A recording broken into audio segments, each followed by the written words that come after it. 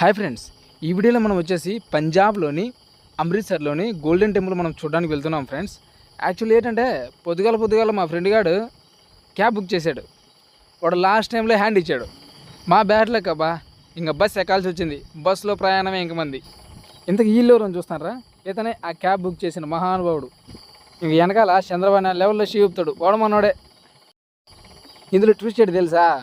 వాళ్ళక తెలుగు రాదు, మనక హిమాచల్ లాంగ్వేజ్ రాదు.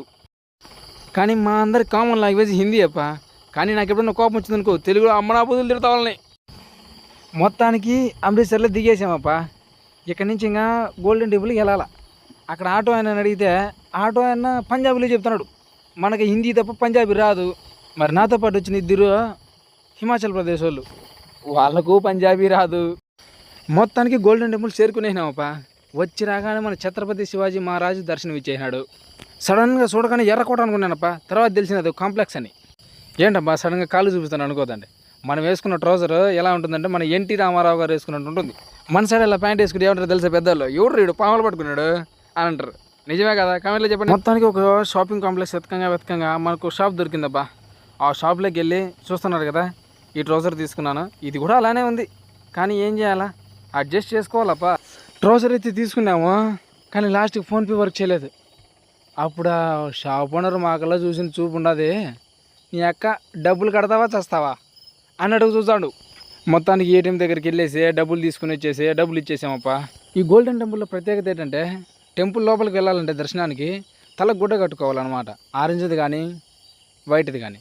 అదేంటంటే మనకు అక్కడ కాంప్లెక్స్ దగ్గర వర్క్ చేయలేదు ఫోన్పే. ఇక్కడ వర్క్ చేసింది. మా టైం బాగుంది అబ్బో. అలా తీసుకునే లోపే వర్షం వచ్చేసింది అనమాట. అలా ఇంకా వర్షంలో నడుచుకొని వెళ్ళాల్సి వచ్చిందబ్బా. అంతా బాగుంది. కానీ ఇప్పుడు ఈ పిల్లోడు ఎవడు? అబ్బా, ఇది మనమే. ఆ తలకు గుడ్డ కట్టుకోవడం చూసి విక్రమార్కుడు మూవీలో మనం రవితేజ మాదిరి ఫీల్ అయిపోయాం. ఇంకా ఇదైతే మనకి గుడి బయట నుంచి అనమాట. అక్కడ కనిపిస్తుంది కదా, అది ఎంట్రన్స్ అనమాట. ఇప్పుడు మనం అక్కడ వెళ్ళాలి. ఇంకా ఇదేటనుకుంటారా? ఈ కింద వచ్చేసి మ్యూజియం అబ్బా. మనకు మ్యూజియంలోకి వెళ్ళేంత టైం లేక మనం మ్యూజియంలోకి పోలేదు. కానీ లేకంటే చాలా క్యాప్చర్ చేసేటోళ్ళం. నేను వీడియోస్ క్యాప్చర్ చేసి మీకు అందాలను చూపిద్దాం అనుకుంటే మా వాళ్ళు వచ్చేసి వాళ్ళు వేరే అందాలను ఎదుగులాడుకుంటా ఉన్నారు. అప్పుడు నాకు సామెత గుర్తొచ్చిందప్ప.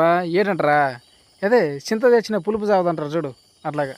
ఇంకా అలా బ్యాగేజ్ రూమ్ దగ్గరికి వెళ్ళేసి మనం తెచ్చుకున్న బ్యాగ్ ఒకటి ఉన్నది. ఆ బ్యాగ్ వచ్చేసి అక్కడ రూమ్లో పెట్టేసామబ్బా. అదేంటి ఇప్పటివరకు కలిసి వచ్చినాడు, ఇప్పుడు నేను ఒక్కనే వెళ్తాను అనుకుంటా ఉన్నారా?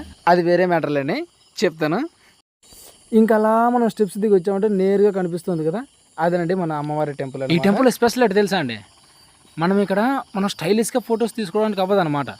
అలా తీసుకుంటే ఎవరైనా చూసారనుకోండి, అక్కడ సెక్యూరిటీ వాళ్ళు మన ఫోన్ తీసుకునేసి పగల కొట్టేస్తారు. మీరు ఎవరైనా ఎప్పుడైనా వెళ్ళినప్పుడు కొంచెం జాగ్రత్తగా ఉండండి అబ్బా. అదిగో వచ్చేసారమ్మా మన విప్లవాల వీరులు.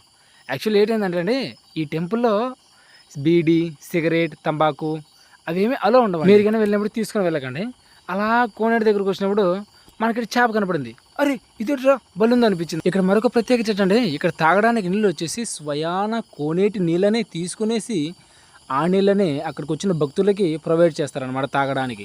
వీళ్ళు వచ్చేసి మన తిరుమలలో శ్రీవారి సేవ మాదిరి ఇక్కడ కూడా సేవ చేస్తూ ఉంటారండి.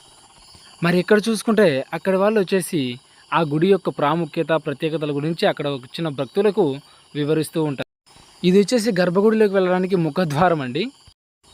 యాక్చువల్లీ చాలా క్రౌడ్ ఉండడం వల్ల మనం దర్శనానికి అయితే వెళ్ళలేకపోయాము. మనకు ఈ గోల్డెన్ టెంపుల్ సిక్కుల 4వ గురువు అయిన గురు రామదాస్ జీ ఆధ్వర్యంలో 1577లో ఇక్కడ అమృత్ సరోవర్ అనే పవిత్ర కృత్రిమ సరస్సు నిర్మాణం ప్రారంభమైందండి. ఆ తర్వాత ఆలయ శంకుస్థాపన వచ్చేసి సిక్కుల 5వ గురువైన గురు అర్జున్ దేవ్జీ 1588లో ఈ ఆలయ నిర్మాణం ప్రారంభించారు.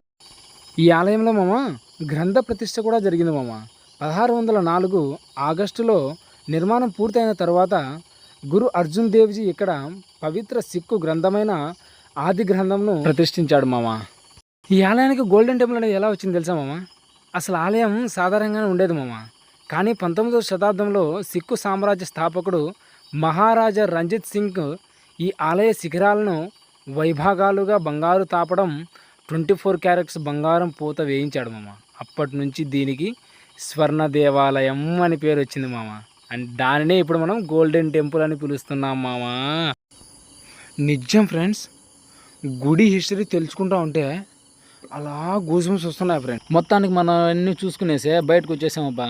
బయట ఏంటంటే షాపింగ్ చేయడానికి అన్నీ లేడీస్ కాంప్లెక్స్లే. మనం షాపింగ్ చేయడానికి ఇంకేమీ లేక అలానే వెళ్ళిపోతున్నాం ఫ్రెండ్స్. ఇంకా మధ్యాహ్నం టైం అయింది, ఇంకా ఆకలి అవుతా ఉన్నది లోపల. ఇంకా ఎక్కడ పరిగెడతా ఉన్నాయి. ఇంకా చెప్పాను అలా ఒక హోటల్ తీసుకుని వెళ్ళారు. అక్కడేంటంటే నేనేదో బిర్యానీ ఆర్డర్ చేసుకుందాం అనుకుంటే వాళ్ళు వచ్చేసి అంత రోటీలు తింటారు అన్నమాట. వాళ్ళు తెలుసు కదా, నార్త్లో రోటీలు తింటారు. వాళ్ళు రోటీలు ఆర్డర్ చేసుకున్నారనమాట. మనం ఇంకా బిర్యానీ ఎందుకులే, వాళ్ళతో పాటు కలిసి వచ్చినప్పుడు ఎందుకు మనం బిర్యానీ తినడం అని చెప్పేసి వాళ్ళతో పాటు ఇంకా మనం రోటీలే తిని అప్పటి నుంచి వెయిట్ చేస్తాను. బా వచ్చేసింది. ఇది చూసిన వెంటనే మన గ్యాంగ్లో మన ఫ్రెండ్ ఒకడు ఉంటాడు, వాడు గుర్తొస్తాడు. తినేది తక్కువ కానీ మొత్తానికి జేబు నింపేస్తాడు. ఇంకా మొత్తాన్ని మనం రిటర్న్ వెళ్ళడానికి మనం క్యాబ్ బుక్ చేసుకున్నాం అనమాట. ఇంకా క్యాబ్ బుక్ చేసుకునేసి అలా ఫ్రెండ్స్తో ఇంకా రిటర్న్ అయిపోవడం జరిగిందనమాట. కార్లో ఏంటంటే ఆయన పంజాబీ, అంతా పంజాబీ సాంగ్స్ పెట్టాడు అనమాట. మనకు ఇంక చేసేది ఏం లేక ఇయర్ బడ్స్ పెట్టుకుని మన తెలుగు పాటలు మనం పెట్టుకున్నాం.